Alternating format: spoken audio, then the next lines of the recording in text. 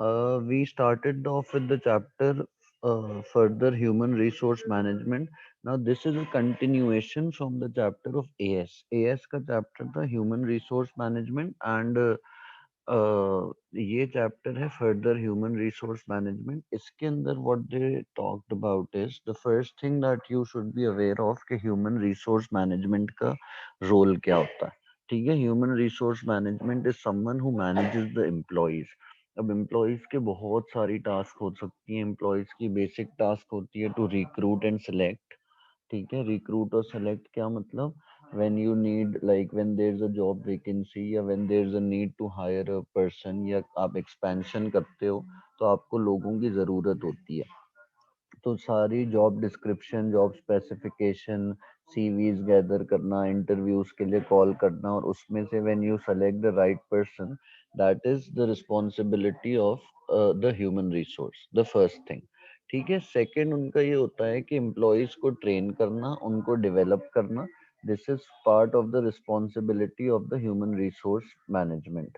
ठीक है, और फिर उसके बाद उनको ट्रेन करने के बाद even their overall performance and compensation.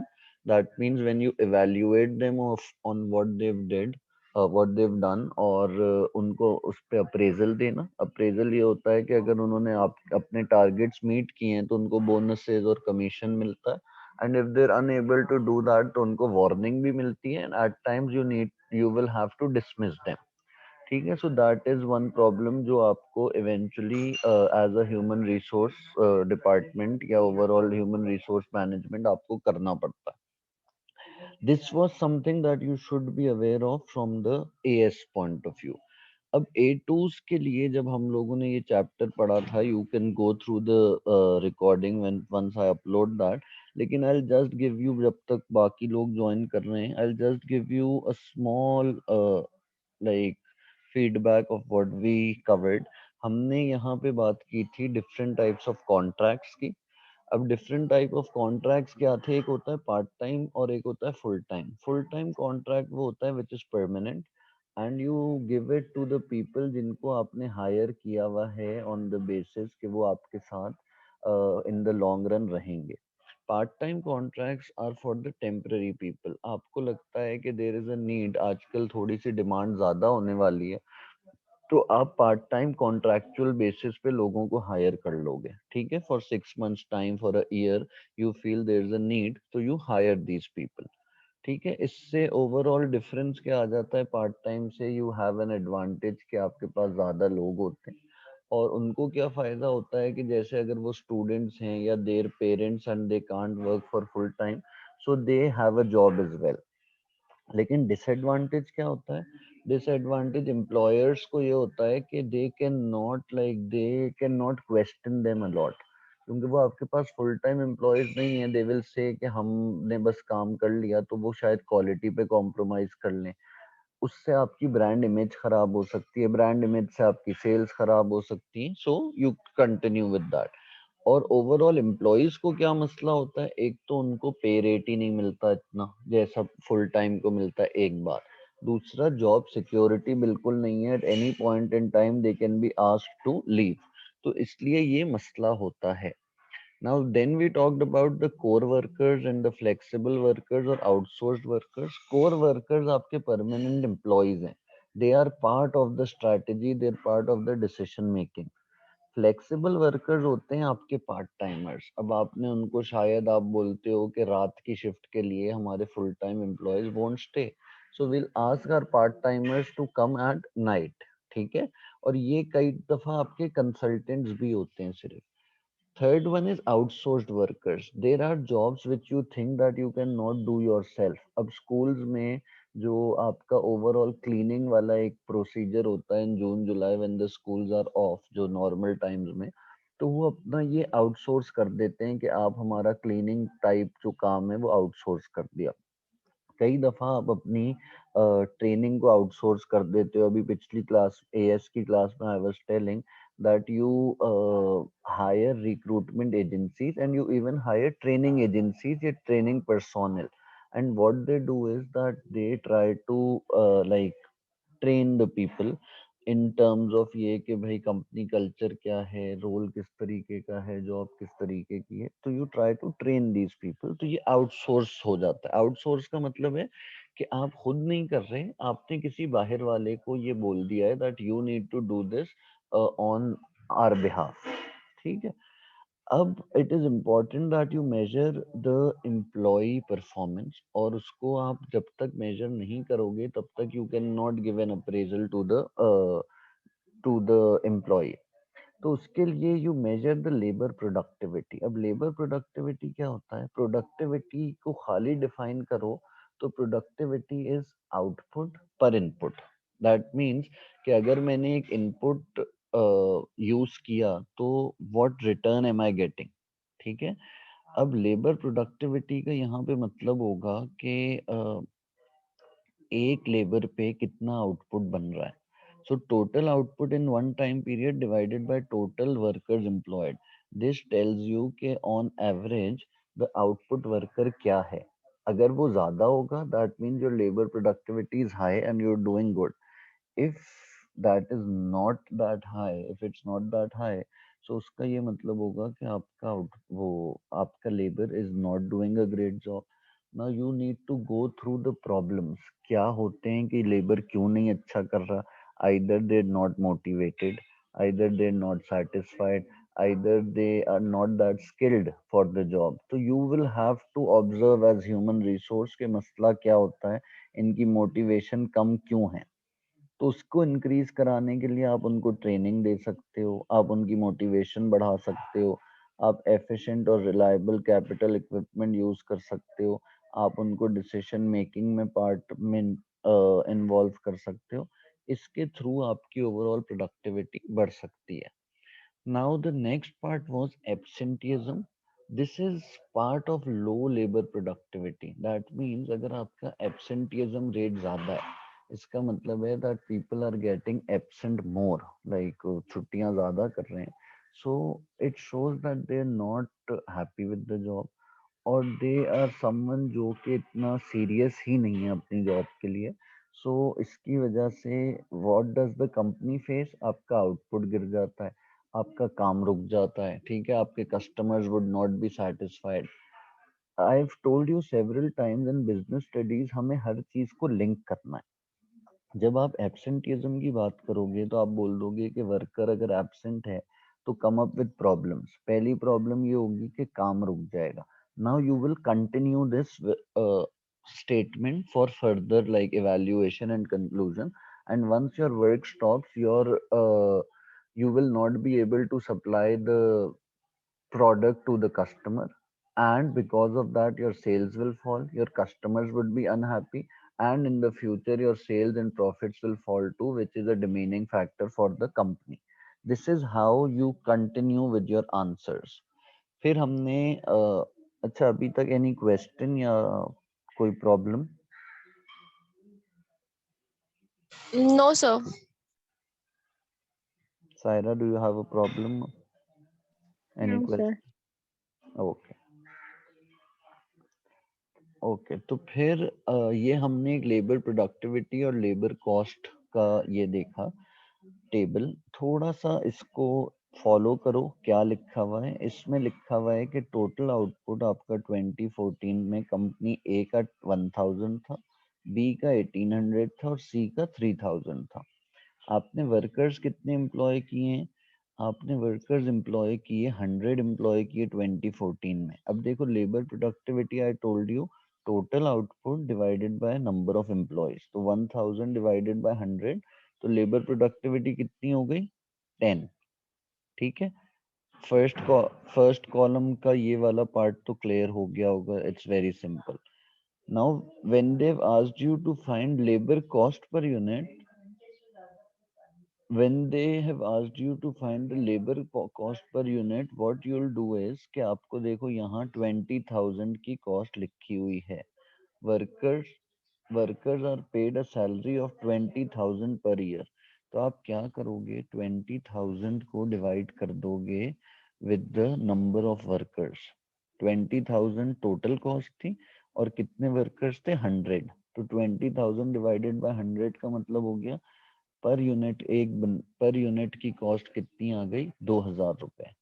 मुझे प्लीज माइक खोल के बताओ if this is clear to both of you और not.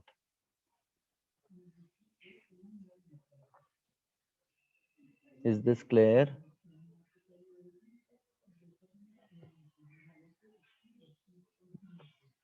Are you guys there?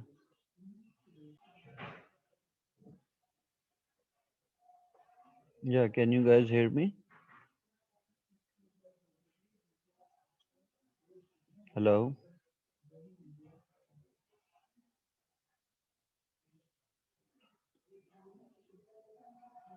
Saira, can you hear me? जी सर। Okay. आपने कहाँ तक फॉलो किया था? कहाँ तक आवाज आ रही थी? Did you listen to the table वाली चीज? First part of the table सिर्फ sir, second part I couldn't hear. Okay. So I'll start from there. एक minute.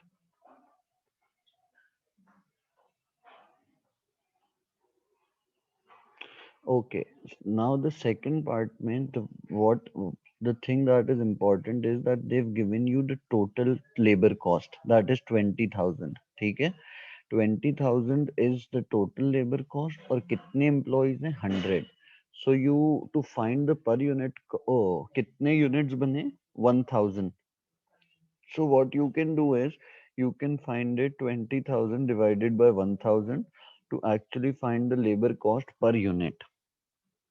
ठीक है, पर यूनिट आपकी कितनी कॉस्ट आ गई? पर यूनिट आपकी कॉस्ट आ गई 2000। क्लियर है ये?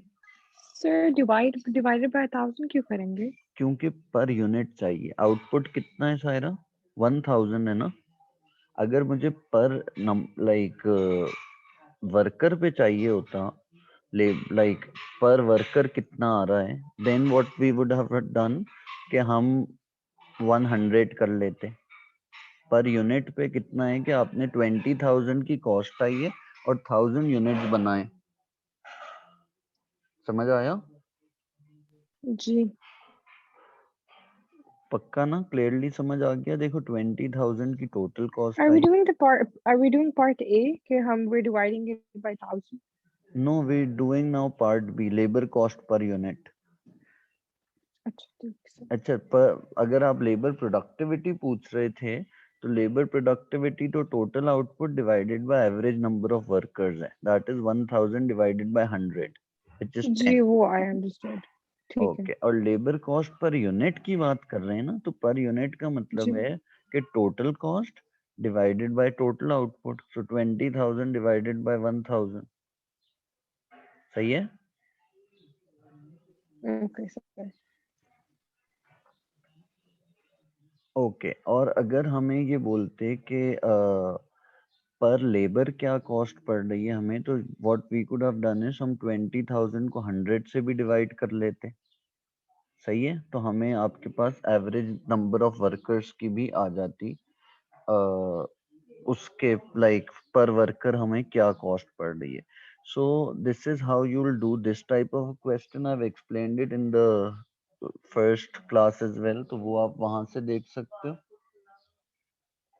Yes sir, I'll watch that. Okay, so moving on. अब आपके पास मैनेजमेंट बाय ऑब्जेक्टिव्स ये होता है, इसका बेसिक मतलब ये होता है that you divide your entire processes in a way कि आपके पास हर किसी को like you have a complete vision and complete mission. ठीक है?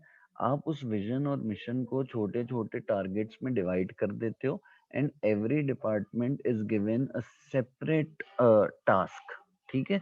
और उसको सेपरेट टारगेट दे दिया जाता है और बोला जाता है कि you have to fulfil this. और इवेंचुअली जब वो फुलफिल हो जाता है तो पूरी कंपनी के टारगेट्स और aims are fulfilled. Do you get it? तो आप अपने पूरे मेन विजन को और मिशन को, कंप्लीट मिशन और विजन को, you divide it into small breakups and once you have done that तो आप आराम से छोटे टारगेट्स अचीव करते हो and once those targets are achieved eventually you are achieving the entire thing.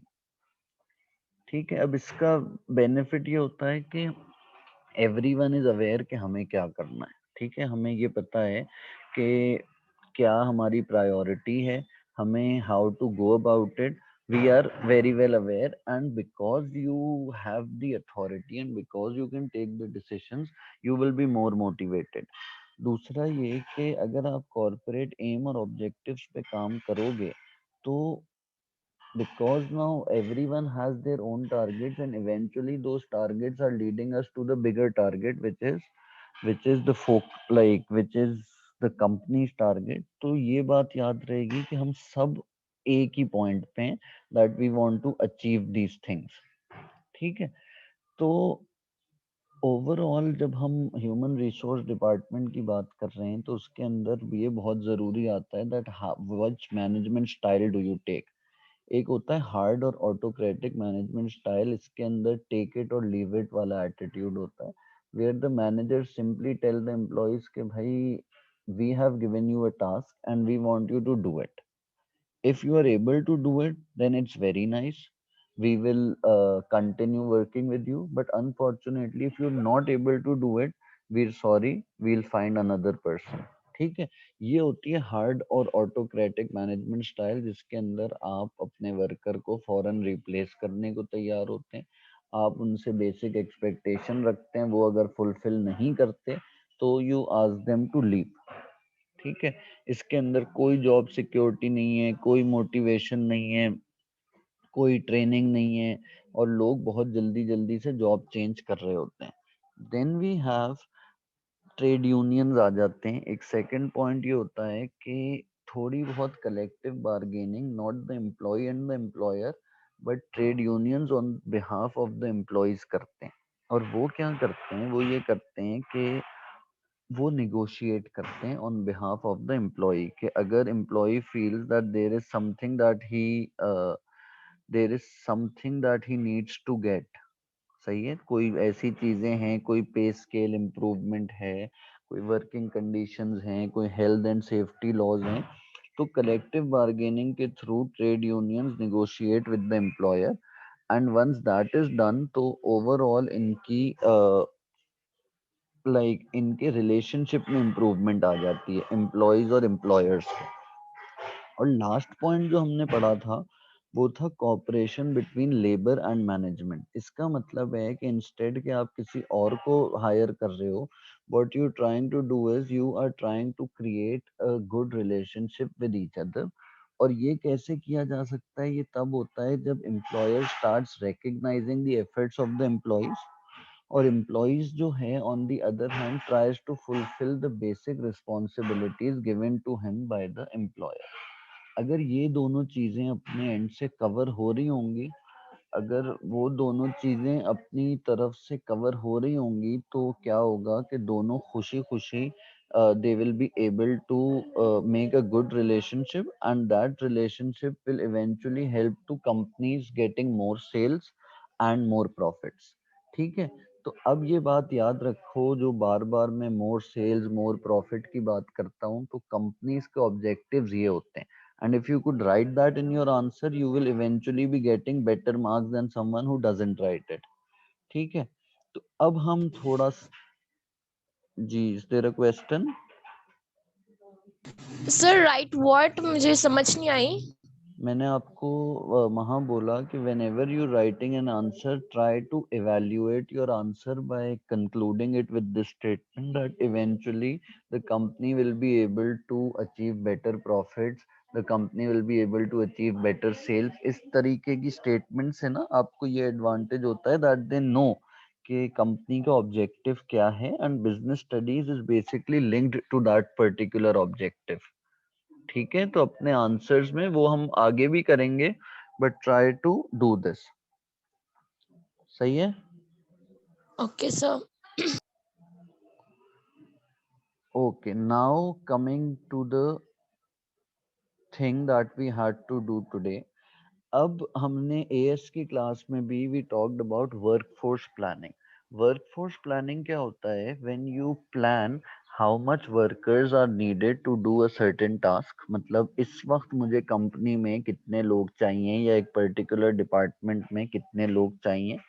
मतलब you are thinking ahead by planning, and you are actually establishing कि मुझे क्या नंबर चाहिए, and other than that what skills do I require for the business to meet the planned objective. अगर ये चीजें आपकी अच्छी हो गई तो you will eventually go on to achieve the demand that is created by the customers.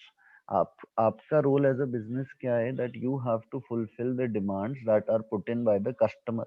तो अगर आपको ये ही नहीं पता होगा कि कितने वर्कर्स चाहिए तो आप बहुत बुरी हालत में होगे. I'll give you two examples.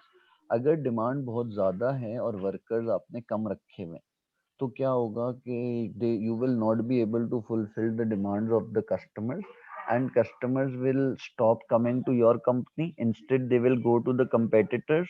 ठीक है, उनकी अपनी डिमांड फुलफिल करने के लिए वो competitors के पास जाएंगे, और competitors ने अगर उनकी डिमांड फुलफिल कर दी तो they will become loyal to them, जिसकी वजह से आप कस्टमर्स भी लूज करोगे, आप सेल्स भी लूज करोगे, आप प्रॉफिट भी लूज करोगे. और सेकंड पॉइंट ये है कि अगर आपकी डिमांड कम है और आपने वर्कर ज्यादा रखे हुए हैं, so the problem would be that you will have to pay them a lot of money. मतलब इंस्टेड के आपकी इतनी डिमांड है नहीं, इतनी सेल्स हो नहीं रही और आपने ज्यादा लोग बिठाए हुए हैं, तो आपको उनको सैलरीज या वेजेस या what you're paying to them, pay hourly rate है या मंथली रेट है, what you're paying them, you will have to pay them. और वो जब पे करोगे तो आपकी कॉस्ट ऑफ प्रोडक्शन बढ़ जाएगी, which can be a problem in itself. क्योंकि अगर कॉस्ट ऑफ प्रोडक्शन बढ़ती है तो वो कॉस्ट ऑफ प्रोडक्शन फिर प्रोड्यूसर खुद नहीं लेता, he passes that cost of production to the consumer. ठीक है, ये इकोनॉमिक्स की बेसिक बात है कि अगर टैक्स बढ़ता है या कोई भी कॉस्ट बढ़ती है तो आप ये नहीं कहते कि मैं अपना प्रॉफिट कम कर लेता हूँ, आप ये कहते हो कि मैं ये कंज्यूमर को दे दूंगा, फिर आपका गुड महंगा हो जाएगा. और जब आपका गुड महंगा हो जाएगा तो instead of demanding your good they will go for the competitor's product. अब anyone who did not understand this point,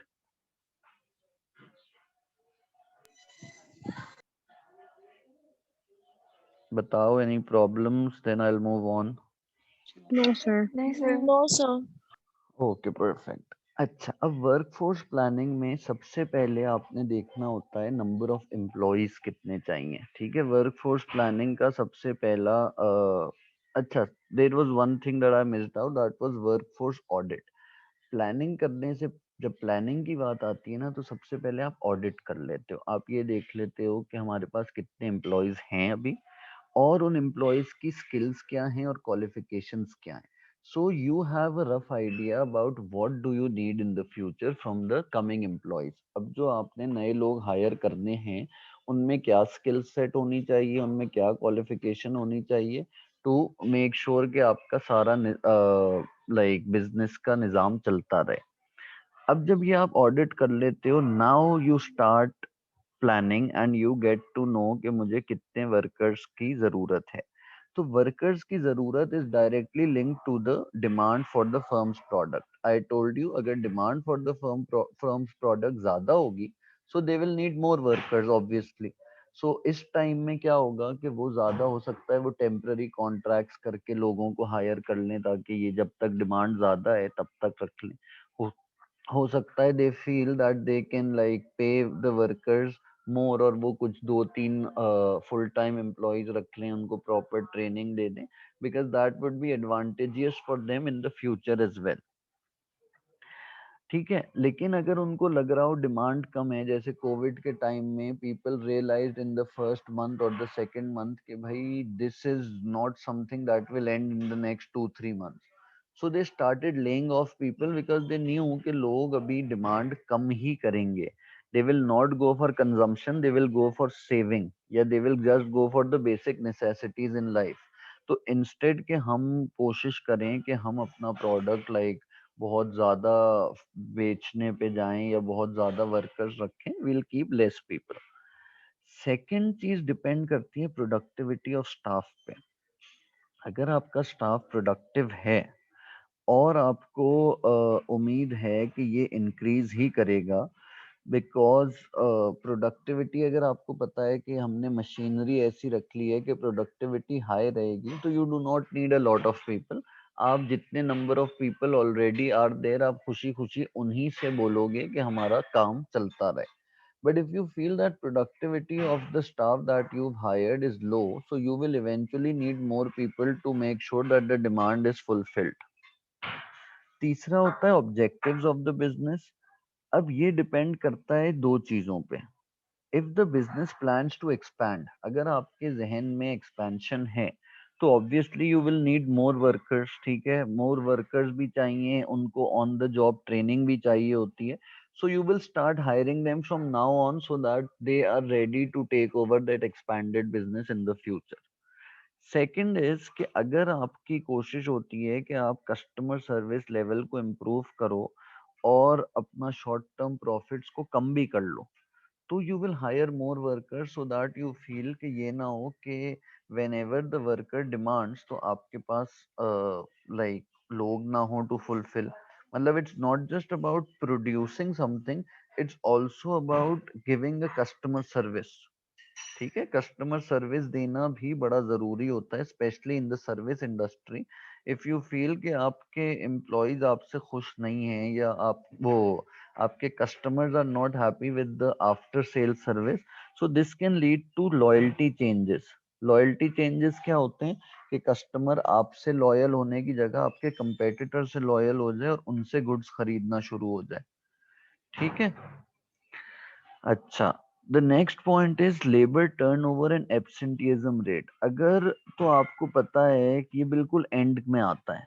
अगर आपका स्टाफ जो है वो जल्दी जल्दी like they're move switching jobs and they're not sticking to into your company, तो आपको एक मसला रहेगा that you will have to hire more people. Because ये नहीं हो सकता कि भाई स्टाफ ने काम छोड़ दिया so we will not hire people because ये तो चले जाते हैं. अब अगर मैं स्कूल का एग्जांपल दूं, so you will have to hire more teachers because you are aware के पुराने वाले teachers if they leave at certain point we should have a backup. ठीक है. Any questions? Sir, there is this term return redundant. What does it mean? Redundant का basic मतलब होता है कि आप बेसिकली अगर किसी को निकालने वाले होते हो ना, तो उसको हम रिडंडेंसी पे ले आते हैं. उसका मतलब है कि दे नॉट नीडेड. ठीक है, अगर उनकी नीड खत्म हो जाती है तो उस बंदे को आप, जैसे मैंने बताया कि कोविड में अगर आपके पास एक प्रॉब्लम आई कि डिमांड आपकी कम होती चली गई because people also lost jobs and they knew कि आगे कंडीशंस अच्छी नहीं होनी, तो आपको ये होता है कि आपको रिडंडेंसी पे जाना पड़ता है. That is the demand is decreasing so you need to fire some people. ठीक है, clear on this? Yes, sir. Okay. दूसरा पॉइंट होता है, अभी हमने बात की कि number of employees. Second point is skills of the workers required. अब आपको ये भी देखना पड़ता है कि आपको कौन सी स्किल्स की जरूरत है. ये हम किस चीज की बात कर रहे हैं कि हमें क्या एडिशनल, मतलब हमने जब वर्कफोर्स प्लानिंग की तो हमने ये देखा कि हमें एम्प्लॉयज चाहिए भी या नहीं. तो पहली चीज तो डिपेंड कर रही थी on the number of employees. कितने चाहिए, किस किस चीज पे डिपेंड किया, we told you. Now we will talk about the skills. सबसे पहले आप ये देखते हो कि जो आपकी स्किल सेट डिपेंड करेगी वो दो चीजों पे करेगी. सबसे पहली करेगी टेक्नोलॉजिकल चेंज पे. If you feel that the technology in the industry is changing, मतलब अगर आपके प्रोडक्शन मेथड्स चेंज होते जा रहे हैं, so you will need people who like who are good with the technology. ऐसा हो कि या तो वो खुद भी टेक्नोलॉजी के साथ साथ चेंज करें, मतलब वो भी सीखते रहें, आप उनको ट्रेन करो so they are able to understand. But unfortunately if they are not able to do that, so obviously you will have to hire people जिनको ये चीजें आती हों, मतलब जिनमें ये स्किल्स हों. तो I will give you an example. जब सबसे पहले कंप्यूटर्स आए तो ये आपका माइक्रोसॉफ्ट वर्ड, माइक्रोसॉफ्ट एक्सेल और ये वो. तो अब जो पहले के लोग थे they used to write everything on paper, या मैक्सिमम टाइपराइटर्स थे, तो अगर उनको वही आता था. अब जब आप कंप्यूटर आ गया, अगर उन्होंने कंप्यूटर नहीं सीखा होता so you will have to fire them unfortunately. लेकिन अगर वो सीख जाते तो you would have the opportunity कि वो काम करते रहते. ठीक है, इसलिए आपको डिपेंड करता है टेक्नोलॉजी पे. सेकंड इज कि आपका जो वर्कर है वो कितना फ्लेक्सिबल है और कितना मल्टी स्किल्ड है। दैट मीन्स कि अगर वो मल्टी स्किल्ड होगा तो आपको हर चीज के लिए स्पेशलिस्ट वर्कर नहीं रखना पड़ेगा। ठीक है, अगर आपको लगता है कि आपका वर्कर जो है वो बस एक ही टास्क कर सकता है, दैट मीन्स अगर जैसे हम घरों में बात करते हैं, so if we hire one person as a chowkidar, so we feel that that person can be able to bring grocery from outside, that person will be able to help in the kitchen, ये होता है multi skilled. लेकिन if you feel that that person can only sit on the gate, तो फिर you will have to hire more people जो ये बाकी के काम भी कर सकें। तो ये चीज डिपेंड करती है ऑन द स्किल। अगर वो बिल्कुल ही स्पेशलिस्ट होगा, अगर मैं बोलूं कि स्कूल के अंदर if I am hiring a teacher who can only teach business studies, ठीक है, तो we'll have to hire one teacher for business studies, one for economics and one for accounts. But then there are schools who would want कि there should be a teacher who can teach uh, there should be a teacher who can teach all the subjects, that is business studies, accounts and business studies, accounts and economics at the same time। तो फिर आपको क्या advantage होगा कि एक teacher से ही आपका overall काम चलता रहेगा। ठीक है, is this clear? Yes, sir. Yes, sir. Okay, when we are talking about all this, अब हमारे पास ट्रेड यूनियंस आ जाते हैं जिनका ह्यूमन रिसोर्स मैनेजमेंट से सबसे ज्यादा ताल्लुक रहता है। That means they are the ones who face the human resource the most. Trade unions क्या हैं? अगर आपने इकोनॉमिक्स में भी कभी पढ़ा हो या इवन बिजनेस में भी हमने थोड़ा सा आइडिया दिया है, trade unions is a group.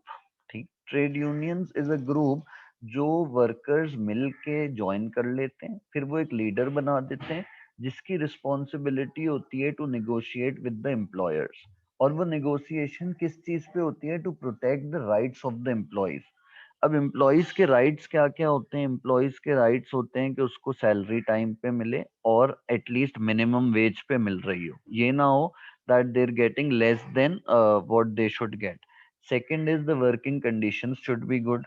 ठीक है, ये नहीं कि उनको कोई बहुत ही अनसिक्योर्ड जगह पे काम करा रहे हैं, बहुत ही गंदी जगह पे काम करा रहे हैं। And another thing could be health and safety issues, then the working hours, there are a lot of things. ठीक है, अब वर्कर क्यों ज्वाइन करता है? क्योंकि उसको सबसे पहले एक सॉलिड बेस मिल जाती है, उसको एक नेगोशिएशन प्लेटफॉर्म मिल जाता है जिसपे उसको पता है कि उसके राइट्स प्रोटेक्ट होंगे।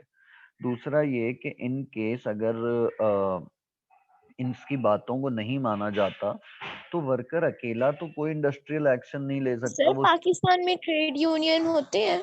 बिल्कुल होते हैं। जो हमारा साइट एरिया और इस तरह के एरियाज हैं, कुरंगी इंडस्ट्रियल एरिया, इनके अंदर बाकायदा ट्रेड यूनियंस होते हैं वर्कर्स के, और उनका यही काम होता है कि अगर इनके साथ कुछ भी गलत किया जा रहा है, so they will directly talk to the employers. ठीक है, क्योंकि देखो सिंगल जो लेबर होती है, ये लेबर इतनी अनस्किल्ड होती है एक बात, और इतने कम पैसों पे होती है, और इतनी like they not educated, so they can not directly talk to the employer, और एम्प्लॉयर के लिए भी बहुत मुश्किल होता है उनको बात समझाना। So there should be someone in between जो उन दोनों को समझता हो। ठीक है, वो थोड़ा सा एजुकेटेड भी हो और थोड़ा उस माहौल का भी हो जो लेबर क्लास से बात कर सके, वरना इनके लिए बड़ा मुश्किल हो जाएगा दोनों के लिए आपस में कोऑर्डिनेट करना।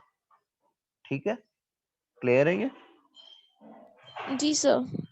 ओके, और फिर इसलिए ट्रेड यूनियंस बात ज्वाइन कर लेते हैं वर्कर्स, क्योंकि इनको एक ऑप्शन मिल जाता है कि ये कोई इंडस्ट्रियल एक्शन अगर इन लें तो ये अकेले तो नहीं ले सकते, they have someone who will stand with them. मतलब not just someone, there would be like a few people.